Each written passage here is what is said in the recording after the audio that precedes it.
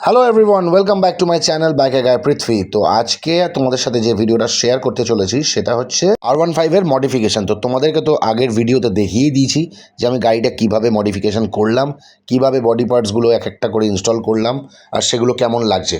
আর আজকের ভিডিওটায় দেখাবো যে গাড়িটা কিভাবে মেকওভার হচ্ছে। মেকওভার মানে কিভাবে র্যাপিং হচ্ছে। তো তোমরা তো জানোই যে একটা গাড়ি কমপ্লিট করার পরে ওটা নয় কালার করতে হয় আর নাহলে র্যাপ করাতে হয়। তো আমি এই গাড়িটাকে প্রপারলি র্যাপই করানোর কথা ভেবেছি, কারণ র্যাপ করালে আবার যদি কিছুদিন পরে মনে হয় আমি আবার কালারটা চেঞ্জ করতে পারবো। আর বুম্বা এখানে র্যাপিংয়ের পুরো একদম প্রসেস স্টার্ট করে দিয়েছে আর ও খুব সুন্দরভাবেই র্যাপ করে। আর পুরো বাইকটা কিন্তু প্রচণ্ড কার্ভ আছে, মানে প্রচুর ডিজাইন। তো র্যাপিংয়ের সময় একটু অসুবিধা হচ্ছিল, বাট খুব সুন্দর করেও পুরো র্যাপিংটা কমপ্লিট করেছে। আর পুরো র্যাপিং কমপ্লিট করার পরে তো তোমাদের সাথে অল ওভার ভিডিও আমি শেয়ার করেই দিচ্ছি, দেখে নাও। এটা হচ্ছে ওভারঅল একটা লুকস। এরপরেও আর ছোট ছোট অনেক জিনিস বাকি আছে, কারণ তোমাদের যেমনটা বললাম যে একটা প্রপার মডিফিকেশান কিন্তু একটু টাইম টেকিংয়ের ব্যাপার।